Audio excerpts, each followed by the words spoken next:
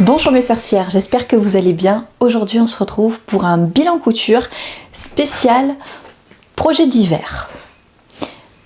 Je ne vais pas vous présenter tout ce que j'ai cousu cet hiver puisqu'il y aurait beaucoup trop de projets à vous présenter, des flops, des tops, mais en tout cas je vais vous faire une petite grande sélection pour essayer d'étaler les bilans couture et pour vous montrer le plus possible ce que j'ai cousu ces derniers temps. J'ai donc décidé aujourd'hui de vous montrer des pièces que j'ai cousues en janvier, février et début mars. Il y aura de la diversité puisqu'il y aura forcément un ensemble lingerie, culotte et soutien-gorge, tanga et soutien-gorge si on veut être plus précise, un manteau, une robe, un ensemble avec bas de jogging et sweat constitué de 2 patrons gratuits et lorsque j'ai cousu cette robe, j'ai cousu également pour mon compagnon une cravate et pour moi un sac assorti dans le même tissu. Donc vous verrez aussi ces 2 projets. Avant de débuter, je voudrais tout d'abord vous remercier pour l'accueil que vous avez fait à ma vidéo après mes mois d'absence. Vous remercier pour tous vos commentaires, pour vos pensées, pour vos paroles. Vraiment, ça m'a fait beaucoup de bien et ça m'a fait beaucoup de bien de vous lire, tout simplement. Alors, je vais faire une très courte parenthèse parce que je sais qu'en privé, vous êtes plusieurs à me poser la question. Je ne peux pas vous dire si le traitement fonctionne ou pas, tout simplement parce qu'il faut minimum 2 mois, 2-3 mois avant de savoir si un traitement fonctionne. On a la pleine efficacité au bout de 6. Donc voilà, je peux pas vous en parler encore, mais c'était simplement pour répondre aux interrogations. Je ferme la parenthèse et donc on va tout de suite entrer dans le vif du sujet et on va commencer par mon ensemble de lingerie. En ce qui concerne le haut, j'ai décidé de coudre le soutien-gorge armature du livre Mon atelier lingerie de Milena Sevette avec un petit twist.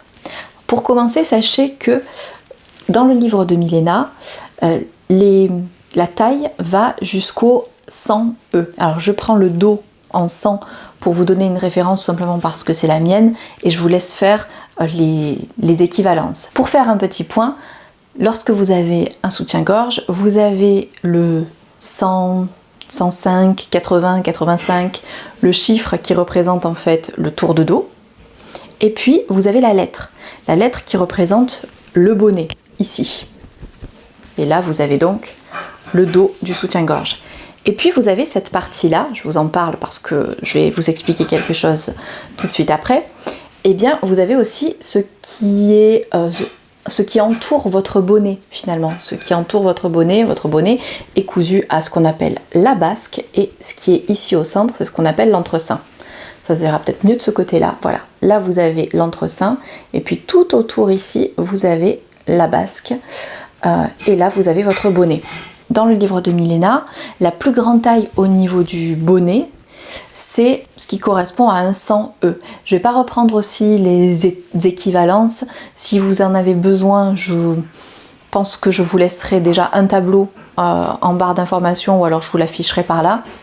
Et puis, dites-moi si vraiment vous avez besoin d'un point sur comment fonctionnent les équivalences de soutien-gorge. À ce moment-là, je vous mettrai sûrement une vidéo en barre d'infos ou bien je vous ferai un point la prochaine fois. Pourquoi je vous ai fait cette digression assez longue? Tout simplement parce que j'ai cousu au niveau des bonnets un 100i. Et comment est-ce que j'ai fait puisque le livre de Milena ne va que jusqu'au 100e? J'ai tout simplement participé à l'atelier que Milena propose dans différentes villes, à Marseille, Grenoble, Paris, et j'oublie peut-être une ville.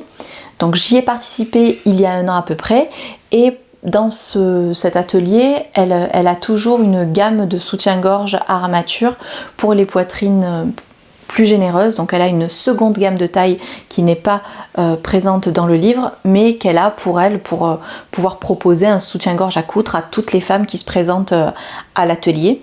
Et donc elle nous l'envoie ensuite lorsqu'on fait son atelier et elle m'a envoyé sa deuxième gamme de taille et figurez-vous que même pour la deuxième gamme de taille, je suis le bonnet le plus large. Ça correspond à un 120E, je crois, si je ne dis pas de bêtises. La taille la plus large à la fois au niveau du dos et du bonnet lorsque vous faites cet atelier avec Milena. Tout ça pour vous dire que le fait d'avoir les 2 gammes de taille, la gamme plus petite et la taille la plus grande, ça m'a permis de faire un ajustement que j'ai appris pendant le cours avec Milena et qui pour moi est essentiel en fonction de ma morphologie. Je vais essayer de vous expliquer tout ça. En lingerie comme en prêt-à-porter, forcément vous avez des gammes de taille avec des proportions. Sauf que on ne correspond pas toutes aux proportions choisies pour le prêt-à-porter. Je m'explique, j'ai un bonnet profond, mais proportionnellement, mon tour de sein, ma racine de sein est étroite par rapport à la profondeur de mon bonnet.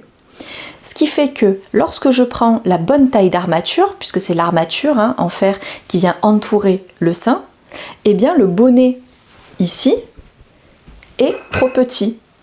Donc soit je prends la bonne taille ici et je me retrouve avec un bonnet trop petit, ce qui donne quoi? Ce qui donne en fait un soutien-gorge qui ne se plaque pas au niveau du sternum, il est en avant. Soit je me dis bon bah alors je vais prendre une taille de bonnet ici plus grande, un 100i. Et là, qu'est-ce qui se passe? Il se passe que l'armature est beaucoup plus grande, ici c'est beaucoup plus grand, ça part plus loin et donc ça me rentre en dessous le bras. Vous avez aussi l'inverse, c'est-à-dire que vous allez avoir des femmes qui vont avoir une racine de sein plus large et qui donc vont avoir donc une racine de sein large et un bonnet peu profond. Et donc pour elles, ça va donner quoi? Soit elles choisissent une taille de bonnet qui correspond bien où ça ne baille pas, mais alors dans ce cas-là, elles ont l'armature qui rentre dans le sein. Soit elles choisissent une armature qui correspond très bien à leur poitrine, qui se place parfaitement. Et là pour le coup, elles ont un bonnet qui baille. Dans ce cas-là, qu'est-ce qu'on fait? On choisit la bonne taille d'armature et la bonne taille de basque et on adapte son bonnet pour qu'il corresponde à la bonne taille de basque. C'est donc ce que moi j'ai fait. C'est une modification qu'on apprend à faire dans le livre Mon atelier de lingerie de Milena. Et pour celles qui ont le céleste, étant donné que la forme du soutien-gorge est différente, il y a aussi dans les documents d'accompagnement un document qui vous apprend à faire cette modification. Et vraiment, si vous avez ces soucis-là, parce que souvent on nous dit oui mais en fait si vous n'aimez pas le soutien-gorge armature, c'est parce que vous ne savez pas choisir votre taille. Moi je suis pas vraiment d'accord avec cette explication. J'imagine bien que quand vous voyez un bonnet trop grand, vous essayez un bonnet en dessous. Quand l'armature vous rentre dans le sein, vous essayez quelque chose de plus grand. Enfin bref, vous êtes quand même capable de faire ce type-là de choix. Et je pense que souvent, si on ne porte pas la bonne taille, c'est tout simplement parce que la bonne taille n'existe pas, et puis parce que on n'a pas les proportions standards. Donc voilà, si vous êtes dans ce cas, c'est vraiment quelque chose qu'il serait bon d'apprendre à faire. Pour être clair, j'ai cousu un 100E au niveau de la basque et au niveau du dos, et puis au niveau du bonnet, j'ai adapté avec un 100H. Pourquoi H? Tout simplement parce que j'avais pris des notes sur ce que je devais faire comme ajustement avant de prendre du poids et que maintenant je me rends compte que j'ai pris encore une taille de bonnet et que donc il me faut un I à ce niveau-là. Donc je sais qu'il va falloir que je reproduise à nouveau cette modification patron seulement avec une autre taille de bonnet et je pense que je vais aussi augmenter d'une taille, c'est-à-dire passer d'un 100E à un 100F au niveau de la basque parce que en grossissant je pense que j'ai aussi élargi ma base en quelque sorte. Parlons maintenant fourniture. Maintenant qu'on a passé le plus compliqué. J'ai cousu ce modèle dans un kit je fais mes dessous. Je vous parle souvent de je fais mes dessous, mais pour les box que Barbara prépare 4 fois par an, voilà, ce sont des box saisonnières. Mais là, il s'agit vraiment d'un kit, puisqu'elle vend plein de choses sur son site, elle vend notamment des kits, et elle avait ce kit-là, avec ce lycra rose à pois noirs, que j'ai beaucoup aimé parce que je trouvais qu'il avait un côté Chantal Thomas. Seulement, ce kit était prévu pour soit un soutien-gorge sans armature à coudre dans une matière extensible, soit un soutien-gorge du type brassière ou autre. On avait tout ce qu'il fallait, on avait le cache-armature aussi, mais en tout cas, c'était pas forcément fait pour coudre ce type de soutien-gorge-là qui nécessite normalement une matière avec beaucoup moins d'élasticité, voire pas d'élasticité du tout. J'ai donc fait quelques petites modifications par rapport au kit. J'ai échangé quelques matières en fonction des endroits du soutien-gorge que je vais vous expliquer tout de suite. Donc pour commencer, j'ai rajouté une dentelle parce que je voulais accentuer le côté Chantal Thomas et que dentelle noire plus petit pois, dentelle rose à petit pois, c'était vraiment le combo parfait. J'aurais juste dû prendre un autre dessin parce qu'au final ce dessin à fleurs, je trouve qu'il va pas très bien avec le motif, mais bon, c'est pas très grave, on apprend en faisant. J'ai également utilisé un power net noir tout simplement parce que j'avais la basque noire ici et je trouvais que ça allait mieux plutôt que de mettre le power net rose du kit alors que ici j'avais rajouté de la dentelle noire. Je trouvais que ça aurait encore fait un un changement de couleur et donc j'ai préféré mettre le PowerNet noir.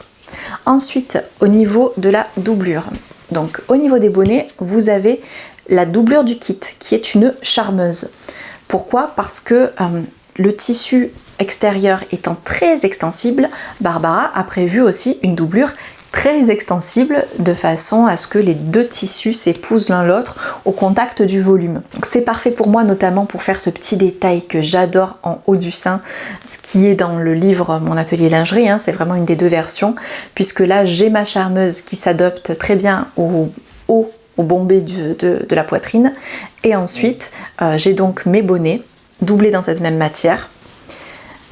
Cependant, j'avais besoin d'une doublure beaucoup plus résistante pour coudre l'entresein et la basque d'un soutien-gorge à armature. Un soutien-gorge à armature, vous avez besoin d'un tissu qui est pas d'élasticité, c'est le mieux, ou alors un stretch mécanique, mais en tout cas, c'est mieux de le coudre dans une matière qui n'a pas d'élasticité comme la marquisette. Pour ma part, je n'avais pas de marquisette, mais j'avais un tulle doux.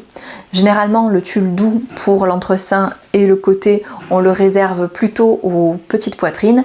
Moi, je l'ai utilisé en doublant cette pièce, c'est-à-dire que cette pièce-là, je l'ai découpée une fois dans ce sens, une fois dans ce sens-là, et ensuite je suis venue les glacer pour l'utiliser comme une seule et même pièce, parce que cet endroit-là, c'est l'endroit le plus fragile au niveau du soutien-gorge. Vous avez beaucoup de tension et ça va se déformer, en particulier si vous avez une forte poitrine. C'est pour cette raison que j'ai changé la doublure seulement à ce niveau-là. Au niveau des finitions, je suis super fière de moi parce que j'ai changé les fils en passant de l'un à l'autre, du noir au rose, en fonction de ce que j'avais envie, et ça donne des finitions quand même beaucoup plus qualitatives. Et donc voilà, ça c'est à refaire, je le referai, même si ça prend un peu plus de temps. Et enfin, dans le kit, vous aviez deux petits nœuds, et j'ai préféré les ajouter en haut des bretelles, tout simplement parce que ça renforce le côté Chantal Thomas, mais aussi parce que j'avais un petit peu cafouillé, c'était pas forcément très propre sur le haut à la jonction entre le soutien-gorge et les bretelles, donc voilà, là tout est caché avec le petit nœud, et donc j'ai rajouté une pampille que j'avais achetée chez Mercerie Extra pour compléter le soutien-gorge. Je crois que je vous ai tout dit, c'est un modèle que j'aime toujours beaucoup, et là au niveau du style, je suis assez contente de mon travail, notamment le biais noir avec ce tissu là qui est très proche de la couleur de ma peau, je trouve que c'est quand même assez joli. Pour accompagner ce soutien-gorge, j'ai cousu un tanga, le tanga Tipa de Charlotte Jobert. Je vous ai parlé de l'ensemble Tipa dans ma précédente vidéo bilan couture. Je vous avais dit que pour moi le haut il n'était pas adapté à ma morphologie, c'est pas quelque chose qui me met en valeur. J'ai beaucoup apprécié tous les commentaires et tous les échanges que j'ai eu sous cette vidéo aussi, puisqu'il y a eu quand même pas mal de conseils, notamment si vous l'avez et que comme moi la dentelle baille sur le côté, bah apparemment il faudrait utiliser la dentelle mais dans une taille inférieure pour éviter que ça baille. Bon, voilà. Mais j'avais vraiment beaucoup trop de modifications à faire pour que ça me convienne, donc j'ai laissé tomber. En revanche, le tanga, j'en suis toujours aussi contente. Ici, il est entièrement doublé au niveau des fesses, ce qui fait que vous n'avez pas d'élastique, donc ce qui est bien pour ne pas avoir de marque. Je suis super fière aussi de mes jonctions, parce que c'était le point un peu plus compliqué, et là mes jonctions sont plutôt belles, donc ça c'est une très bonne chose. Et enfin, la seule petite modification que j'ai faite, j'en avais parlé dans la précédente vidéo, c'est que j'ai gradé, et j'ai juste gradé sur le devant, sur cette pièce ici devant, donc en gros j'ai imprimé les tailles 46 et 48, je suis partie du 48 à la taille, et j'ai tracé un trait vers le 46 par ici, pour enlever un petit peu de tissu à ce niveau-là, parce que c'est là que ça plissait un petit peu. Et ça suffit, c'est parfait. Comme vous le savez, moi je n'aime pas de serrer dans mes sous-vêtements, donc là il se pose tout délicatement sur mon corps sans me serrer, ce qui me convient parfaitement. Et voilà, c'est mon petit basique, donc j'ai rien de plus à dire. Le lycra vient de mon stock, et si j'ai choisi le lycra noir, c'est tout simplement pour être assorti de dos, parce que le PowerNet du soutien-gorge sur le dos étant noir, j'ai préféré que le dos du tanga soit noir aussi, mais j'aurais totalement pu le faire dans le lycra du kit. Passons maintenant du coq à l'âne, on va passer des sous-vêtements au manteau. On va passer de ce qui est au plus proche du corps à la dernière couche lorsqu'on sort. Donc j'ai cousu un patron Vogue, donc il s'agit du manteau V 8346. C'est un patron qui existe de la taille 6 à la taille 22, c'est-à-dire de la taille 34 à la taille 50. Et faites attention puisque les trois gammes de taille sont séparées. Donc vous allez acheter un patron qui va de la taille 6 à 10, de la taille 12 à 16 ou alors de la taille 18 à 22. Moi j'ai pris taille 18 à 22, donc soyez vraiment attentifs si jamais ce patron vous plaît. Moi j'ai choisi de coudre la taille 22, donc la taille 50. Le grand avantage, c'est que pour la première fois de ma vie, je ferme sans difficulté un manteau au niveau de la poitrine, ce qui ne m'était absolument jamais arrivé, mais c'est quand même un peu trop grand au niveau du dos et au niveau des bras, de la carrure. À ce niveau-là, c'est quand même trop grand. Déjà que les patrons américains taille grand, là c'était vraiment un peu trop grand. Pour cette version, j'ai choisi de coudre la version courte, tout simplement parce que je n'avais que 3 mètres de tissu. Et puis j'ai choisi la version avec ce col en fourrure magnifique que personnellement j'adore. C'est le détail aussi qui m'a fait choisir ce manteau. Il y avait à la fois le fait que ce soit un manteau très long et avec une forme jupe avec des découpes un peu partout, à la fois sur le dos et sur le devant, ce qui m'assurait un manteau ajusté parce qu'honnêtement les patrons que je vois qui sont tout droits, pour moi qui suis déjà ronde, c'est une catastrophe en fait. Je ressemble à un cube. Je suis petite en plus, donc c'est pas terrible. Je préfère quand le manteau a des découpes. Au niveau de la fourrure, c'est une fausse fourrure que j'ai achetée chez Toretto Tessuti, imitation loup. Elle est très douce, vraiment super agréable, j'en suis ravie. J'ai acheté une imitation renard sur le même site. Là par contre c'est pas doux, c'est joli mais c'est pas doux. Donc voilà, sachez-le au cas où vous seriez tenté, vérifiez, c'est noté de toute façon dans les commentaires, vous avez noté très doux et honnêtement c'est ce qu'il y a de plus agréable quand je suis dans ce manteau là, c'est d'avoir ce gros col en fourrure vraiment qui réchauffe et qui en plus est vraiment tout doux. J'étais dans ma période où je ne voulais rien acheter, donc j'ai fait avec ce que j'avais en stock et c'est vrai que cette fourrure blanche allait très bien avec ce tissu blanc que j'avais en stock. Malheureusement, c'est un tissu qui ne correspondait absolument pas puisque c'est un tissu tailleur, un sergé un peu épais qui correspondait très bien pour un tailleur mais qui pour un manteau n'est clairement pas assez chaud. Donc j'avais ce col très très chaud et en même temps ce tissu qui ne l'était pas suffisamment. Donc j'ai demandé des conseils. J'ai décidé d'acheter du molleton que j'ai découpé et que j'ai cousu à l'intérieur pièce à peu près pièce. C'était pas forcément la meilleure des idées et ensuite j'ai fermé ma doublure. J'ai pris cette solution là parce que du molleton déjà cousu à la doublure, si j'avais décidé d'acheter une doublure molletonnée, je pense que sur l'extérieur on aurait vu les losanges parce que clairement le tissu principal est assez fin. Mais disons qu'en faisant ce choix, je me suis ajouté encore des difficultés alors que j'ai été en difficulté en cousant ce patron, tout simplement parce que c'est un patron donc américain traduit en français. Quand vous recevez votre patron, vous avez le pas à pas donc avec des schémas techniques et des explications en anglais, et puis de l'autre côté vous avez que les explications en français avec les numéros, donc vous pouvez vous reporter au schéma, mais en fait c'est une mauvaise traduction. Donc c'est une mauvaise traduction, donc moi j'ai eu beaucoup de mal à comprendre, surtout que c'était mon premier manteau. Les finitions à l'américaine ne correspondent absolument pas aux finitions dont on a l'habitude, que ce soit pour les manteaux ou pour d'autres vêtements, je vous en parlerai par la suite. Pour le manteau par exemple, ce que j'ai vu partout, c'est qu'il fallait laisser un trou dans la doublure, vous alliez coudre le bas à la machine et ensuite retourner votre manteau et le faire sortir par ce trou que vous aviez laissé dans la doublure. Ici, pas du tout, il fallait coudre à la main toute la doublure sur le bas du manteau. Le pli d'aisance qui est sur le côté, je n'ai strictement rien compris. Le pli d'aisance sur le haut, heureusement j'ai regardé des vidéos Majam et j'avais déjà cousu une veste, donc j'ai pu m'en sortir grâce à ça, mais vraiment, ça n'a pas été une couture agréable parce que les explications ne sont pas claires du tout. Donc pour un premier manteau, je pense que c'était pas une bonne idée. J'ai quand même envie de le refaire parce que j'adore ce col et j'adore les découpes. Mais je suis un peu embêtée, j'aurais franchement préféré un patron français. Mais comme je vous l'ai dit, j'en ai trouvé aucun qui soit à mon goût, c'est-à-dire ce côté un peu vintage, ce côté avec le gros col en fourrure, et puis aussi surtout le côté ajusté. Je pense que si ce type de patron n'existe pas, c'est aussi parce que c'est un patron extrêmement gourmand. Comme je vous l'ai dit, là j'ai eu 3 mètres pour la version courte, mais pour la version que je veux me faire, il faut plus de 5 mètres de tissu.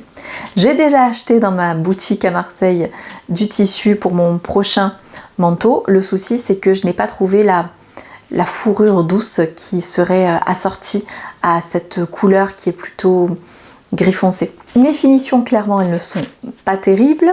Ce qui me désole un petit peu aussi, c'est que dans ma volonté de n'utiliser que ce que j'avais en stock, même si j'ai quand même racheté du molleton, j'ai utilisé des boutons pression à coudre.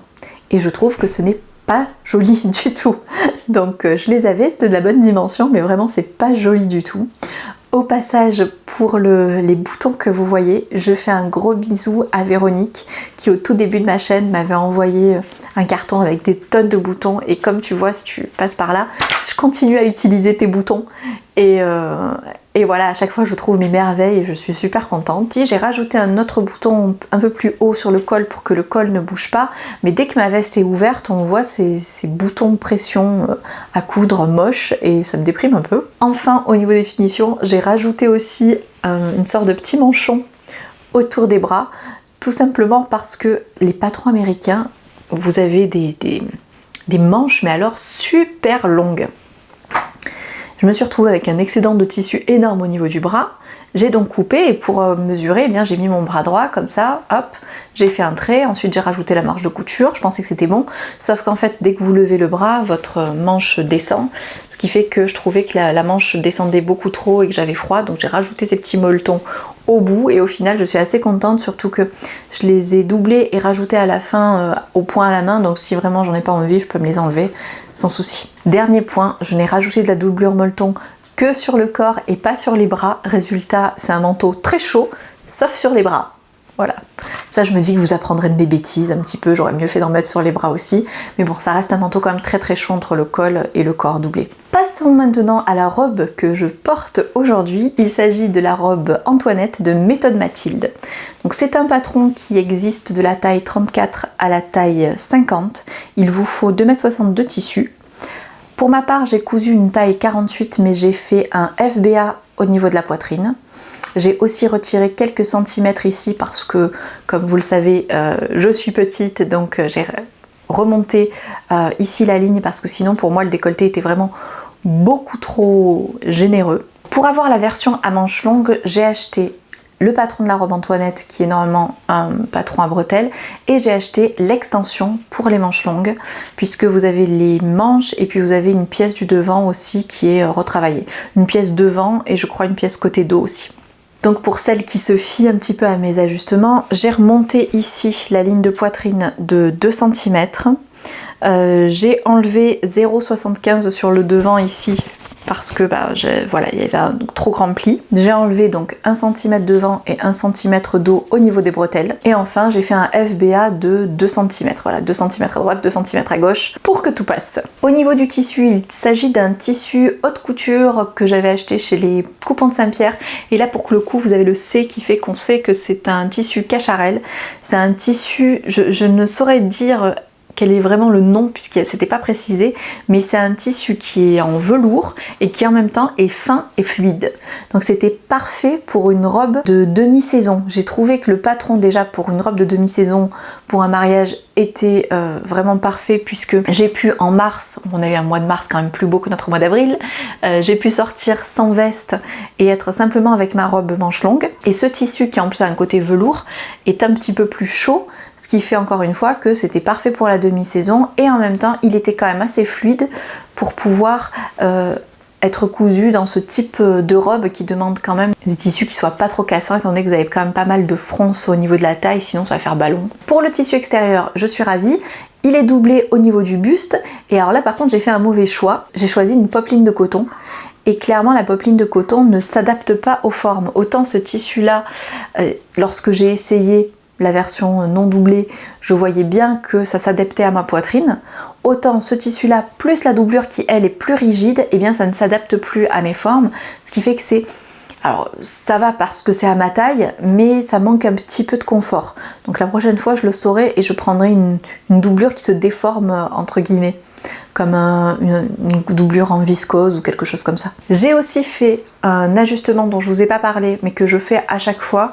Je vous le montrerai sur l'envers parce qu'ici on le voit pas beaucoup, mais j'ai fait une pince ici sur le côté qui part de l'emmanchure et qui va vers ma poitrine. C'est quelque chose que je fais pratiquement systématiquement sur les vêtements en chaîne et trame maintenant, puisque j'ai vraiment compris que c'est ce dont j'avais besoin pour être correctement ajustée. Donc voilà, j'ai ma petite pince ici aussi. Ce qui fait qu'au final, j'ai quand même dû enlever aussi pas mal de centimètres sur la manche pour pouvoir rattraper à la fois les centimètres que j'avais enlevés au niveau des bretelles et puis cette petite pince. Donc si vous vous posez la question, je couds la toile juste du haut. Ensuite, je pince ma pince, le surplus de tissu. Je marque avec des traits et puis ensuite je reporte ma pince sur le patron, vraiment en prenant des repères. Et ça fait la 3e fois, je crois, que je le fais et que je suis vraiment contente de cet ajustement. Ça me change, ça donne vraiment l'impression que le vêtement est ajusté à ma morphologie, puisque j'ai plus ces becs disgracieux. Je précise aussi que quelquefois c'est pas utile, c'est-à-dire que quand vous avez un petit bec, quelquefois le fait de coudre la manche, ça va suffire, le vêtement va correctement se placer. Moi je sais que ça ne suffit pas, j'ai quand même ce petit bec si jamais je ne fais pas cette pince. Parlons maintenant des patrons méthode Mathilde. J'ai adoré coudre ce premier patron, à tel point que j'en ai racheté un autre dans la foulée que j'ai déjà cousu. Pourquoi? Parce que les patrons méthode Mathilde sont vraiment très bien expliqués. Vraiment du point de vue pédagogique, c'est très appréciable. Elle aime les finitions propres sans surjeteuse. Donc vous pouvez utiliser une surjeteuse, mais ce n'est pas obligatoire. Donc elle vous donne des finitions que vous pouvez faire sans surjeteuse et qui seront très propre. J'ai appris beaucoup de choses de finitions différentes et puis de points de détail avec elle, et c'est vraiment ce que j'ai apprécié. Je vous donne un exemple de la précision de son patron. Elle va par exemple vous dire quelle pièce doit être face à vous au moment de coudre, c'est-à-dire voilà, vous avez buste milieu et buste côté endroit contre endroit, et en haut de la machine vous avez le buste milieu. Je suis pas sûre que ce soit ça, mais pour vous expliquer vraiment ce qu'elle donne comme détail. Elle vous explique en détail comment piquer la fermeture éclair. Vraiment, elle vous explique tout. Comment piquer la doublure de la fermeture éclair. Par exemple, la première fois que j'ai cousu une fermeture éclair avec une doublure, j'aurais aimé savoir qu'il n'était pas utile que j'essaie de me rapprocher au plus près des dents avec la doublure, ce qui au contraire est une catastrophe, parce que finalement vous avez tout le temps du mal à ouvrir et fermer la fermeture éclair lorsque vous essayez de vous rapprocher le plus possible des dents. Bon, ça je l'ai appris par moi-même après beaucoup de déconvenues, donc là le lire dès le début, je trouve ça super appréciable. J'ai beaucoup apprécié aussi la finition des jupes. C'est-à-dire que là vous n'avez pas de couture anglaise pour les jupes, vous avez une autre finition que je ne connaissais pas, qui est très propre et qui personnellement me plaît beaucoup, parce que les coutures anglaises vous êtes obligé de les plaquer d'un côté ou de l'autre, tandis que là si vous voulez des coutures ouvertes, eh bien cette finition va vous convenir. Normalement je vous mets les images, et si jamais la technique vous intéresse, je ne veux pas dire de bêtises, mais je crois que Célia du compte Instagram et de la chaîne Célia Karénine a fait un réel sur Instagram sur ses finitions sans surjeteuse, ses finitions préférées sans surjeteuse, et elle montre cette finition là. Pour ce modèle, elle conseille de mettre des attaches de soutien-gorge, des attaches bretelles de soutien-gorge. Alors moi je ne les ai pas achetées, je les ai fabriquées, puisque un petit ruban et deux petites pressions et c'est fait. Et pour moi c'était vraiment très utile, justement parce que par rapport à ma carrure et aussi par rapport au fait que j'ai les épaules vraiment très en pente, je n'arrive pas à maintenir, vous savez, un sac en bandoulière sur mon épaule, il tombe en permanence. Et donc voilà, j'avais vraiment besoin de ces attaches là. Je vous le dis parce qu'elle ne les conseille pas forcément si vous avez fait le dos haut dans la robe. Moi j'ai fait un dos haut effectivement, mais j'en ai quand même besoin par rapport à ma morphologie. Elle entre tellement dans le détail pour ses patrons que j'ai relevé deux petites choses qu'elle n'a pas dit, mais honnêtement je les ai relevées. Pourquoi? Parce qu'elle a tellement tout dit pour tous les autres points que là je me suis dit tiens, ça elle ne l'a pas dit, donc je vous le dis ici. Première chose, c'est que vous avez beaucoup de finitions de points à la main, notamment pour fixer les doublures aux emmanchures et à la taille. Et donc là par contre, il faut que vous sachiez vous-même faire votre point à la main, elle ne va pas vous l'expliquer. Et deuxième chose, pour avoir des finitions les plus propres possibles, elle vous propose de ganser votre fermeture éclair. Le haut du biais va se retrouver caché dans la doublure du haut, mais le bas du biais, il va être visible sur la jupe. Et personnellement, je ne savais pas comment le finir. Est-ce qu'il fallait que je fasse un petit repli pour le finir? Mais à ce compte-là, est-ce que ça allait être un peu trop épais ou pas épais? Bref, voilà, c'était la seule petite chose où je me suis posé la question et c'était une proposition de finition supplémentaire. Mais sinon, vraiment, j'avais envie d'insister sur le fait que ces patrons étaient extrêmement bien détaillés. Et d'ailleurs, elle fait des vidéos, donc même si il y a quelque chose que vous n'avez pas compris, il y a des vidéos pas à pas de proposer sur sa chaîne à chaque fois qu'elle sort un patron. Pour aller avec cette robe, j'ai cousu une cravate pour que mon compagnon soit assorti à ma robe. Ça m'a beaucoup plu. J'ai utilisé un patron gratuit que Artezan a sorti à l'occasion d'une masterclass. Donc, pour avoir ce patron, vous allez sur le site d'Artezan, vous tapez court cravate, vous l'achetez sans l'acheter puisqu'il est gratuit, donc vous le mettez dans votre panier, vous validez, vous allez trouver le document dans mes cours et ensuite il faut aller sur la chaîne YouTube pour suivre la masterclass. En ce qui me concerne, j'ai modifié la cravate parce que la cravate était une cravate fine au niveau du bout et je sais que mon compagnon préfère des cravates plus larges. À la fin de la masterclass, vraiment vers la fin, une personne lui pose la question et donc elle explique très rapidement comment modifier le patron de la cravate. Donc c'est ce que j'ai suivi ses recommandations pour modifier la cravate et ça a un très très bon rendu. Alors j'ai forcément aussi pris des cravates de mon compagnon pour les comparer, pour être sûre que je ne me trompais pas au niveau des proportions et autres. C'était honnêtement très intéressant, ça m'a beaucoup plu. Si jamais vous voulez tenter l'expérience, je vous conseille très vivement de regarder une première fois la masterclass, de prendre des notes. Pourquoi ? Parce que comme toujours, lorsqu'on fait un cours en direct comme ça, on oublie de dire certaines choses au début et on les dit un peu plus tard et on aurait eu besoin de l'information au début. Et donc pour être sereine, pour pas faire d'erreur, vraiment prenez le temps de la regarder cette masterclass, de vous prendre vos petites notes. Le plus dur pour moi au final, ça a été de choisir l'entoilage puisque j'avais mon tissu extérieur et il fallait que j'adapte mon entoilage. Et quand on connaît pas le domaine du tailleur, c'était un petit peu difficile. Elle avait conseillé du bougran, mais je n'en avais pas. Et ce que j'ai fait, c'est que j'ai ouvert un petit peu une cravate de mon compagnon, puisque vous verrez, tout est fait à la main et enfin, la grande couture est faite à la main et avec un point assez lâche, donc on peut ouvrir et aller regarder ce qu'il y a à l'intérieur un petit peu. Et donc j'ai vu à quoi ressemblait l'entoilage, donc le centre de la cravate, puisque une cravate c'est un morceau de tissu. Au centre vous avez donc un morceau de tissu beaucoup plus épais, plus fin, et vous allez venir enfermer ce morceau de tissu un peu plus fin pour former la cravate à la main. Donc vous avez 2 coutures à la machine et ensuite tout se fait à la main. C'est assez agréable, vraiment, c'est un domaine qui m'a beaucoup plu, le domaine tailleur, les finitions et puis c'est tout un autre monde à découvrir. Ça m'a vraiment beaucoup plu. Mais voilà, sachez-le, moi j'ai relevé quelques petites choses. Par exemple, lorsqu'on commence la couture à la main, il faut commencer à 2,5 cm du bout de la cravate. Et elle le dit lorsqu'elle finit à 2,5 cm de l'autre côté de la cravate. Donc vous voyez, il fallait faire au début, à la fin, elle le dit à la fin. C'est des petites choses, c'est pas très grave, mais voilà, c'est bien pour ça qu'il faut être attentive et faire ce premier visionnage. Même chose, il y avait un petit cafouillage par rapport à la découpe de vos pièces, puisque vous avez votre cravate constituée de 3 parties, le derrière du col, puis le petit pan et le grand pan. Et puis vous avez la même chose pour l'entoilage, sauf que l'entoilage, il ne se découpe pas en 3 morceaux, il se découpe en 1 voire 2 morceaux.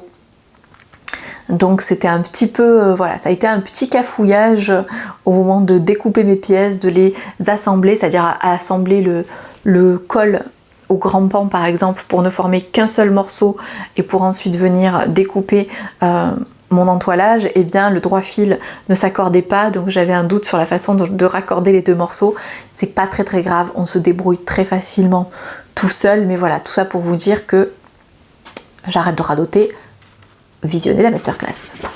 Alors je suis pas peu fière de ma cravate, je la trouve très belle. Je regrette vraiment de ne pas avoir 1 mètre de plus de ce tissu parce que mon compagnon aurait beaucoup aimé que je lui fasse le gilet assorti et je pense même que ça aurait pu faire l'ensemble gilet et cravate pour le mariage parce que ouais, c'est assez classe je trouve. Et voilà, c'est mon petit regret, mais malheureusement il y avait que 3 mètres de tissu et je l'ai acheté il y a tellement longtemps que forcément il n'y en a plus sur les coupons de Saint-Pierre. Mais voilà, un appel, si jamais l'une d'entre vous a ce tissu et qu'il lui reste 1 mètre, je lui rachèterai volontiers le mètre restant pour pouvoir coudre le gilet. On va finir avec ce tissu par la présentation d'un petit sac. Il s'agit du sac cachotin de Sacotin. Donc c'est une petite pochette que j'ai cousue pour aller avec ma robe et au final je ne l'ai pas portée parce que ça faisait vraiment trop, donc j'ai cassé avec une autre petite pochette. Donc comme pour la lingerie, moi je conseille toujours de commencer par des marques qui sont spécialisées et donc pour me faire mon premier sac, puisque j'avais jamais cousu de sac, j'ai choisi Sacotin, même avec un patron gratuit et j'étais bien contente parce que les finitions sont superbes, les explications très claires. J'étais aussi super contente parce que au niveau des fermoirs et aussi des anneaux en D, eh bien j'ai réutilisé des fermoirs et anneaux que j'avais récupéré d'un vieux sac. Il y a quelques temps de ça, lorsque j'ai déménagé, j'ai jeté ce vieux sac vraiment tout abîmé et j'avais découpé donc le fermoir aimanté et récupéré les dés et c'était parfait, ça allait parfaitement. Au niveau de la couleur, je trouvais que le côté je sais pas comment on peut dire, acier noir, était parfaitement assorti à ce tissu là et j'étais tellement contente et fière de moi à l'idée de recycler que c'était un plaisir supplémentaire, même si j'ai acheté la chaînette. Normalement j'aurais pu le faire avec du biais cousu dans ce tissu là, mais lorsque j'ai vu la chaînette je trouvais que ça allait très bien avec la pochette, donc je l'ai acheté chez Mondial Tissu et d'un coup ça me rappelle que je vous ai pas parlé pour la cravate du fait que la cravate tout au bout vous avez ce qu'on appelle une petite bride qui doit être brodée. Et voilà pourquoi est-ce que je pestais un petit peu contre ces grandes boutiques. Je suis allée chez Quartier des Tissus et bon, le monsieur était vraiment adorable, hein, mais donc je lui ai demandé du cordonnet pour faire ma bride brodé sur ma cravate. Il a entendu le mot brodé, il m'a sorti un fil à broder.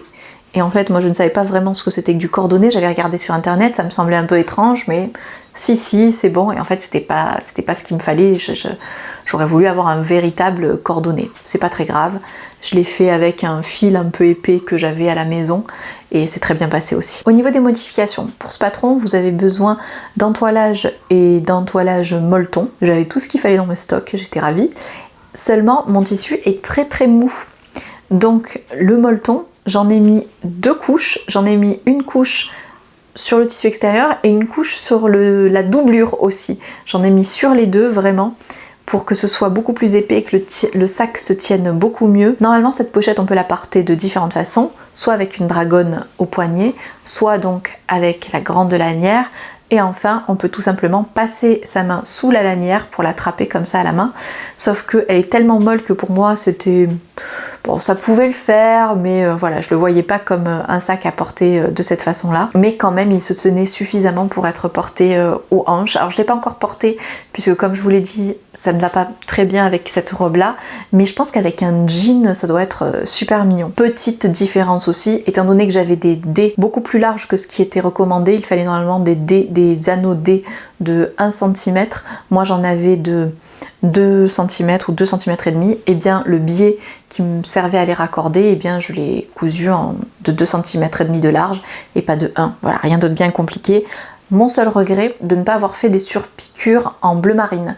J'ai fait les surpiqûres avec le fil beige, comme le fond du tissu. Et au final, les surpiqûres ne ressortent absolument pas. Et je pense que ça aurait été plus joli si elles étaient ressorties, tout simplement parce que c'est une pochette structurée avec un pan droit, un pan gauche, et puis au centre la lanière. Et là, on ne voit rien avec ce motif. Tout est perdu dans le motif. On ne voit absolument pas le travail du sac, de la sacoche.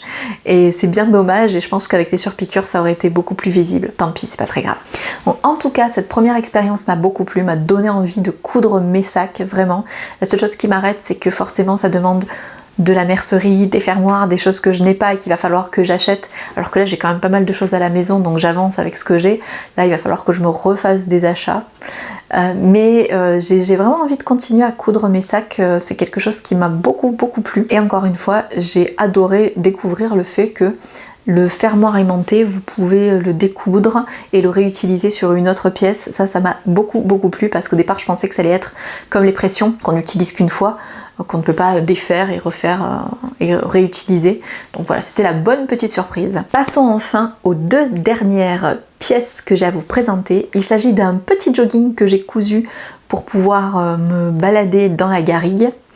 Donc je crois que je l'ai cousu au mois de février. C'est un ensemble que j'ai cousu avec deux patrons gratuits. Le tissu, c'est un tissu de Dressenstoffen. C'est l'Alpenfleece en teinte vieux rose. Dans la traduction, ça donne polaire alpine. Si jamais vous lisez le site de Dressenstoffen en traduit en français. Au final, le tissu est toujours bien, mais cette couleur, je l'aime pas beaucoup. Je trouve que plus que vieux rose, ça fait surtout rose sale en fait. Donc c'est pas une couleur que je reprendrai très clairement, mais il est très chaud et c'est vrai que c'est un tissu très agréable. Commençons par le sweat, puisque c'est vraiment la pièce que j'ai préférée. Il s'agit donc d'un patron gratuit de Mood Fabric. Que j'ai cousu en taille 16-18, mais avec pas mal de modifications. Donc quand vous allez sur le site de Mood Fabric, vous téléchargez ce sweat qui s'appelle le sweat Bixa.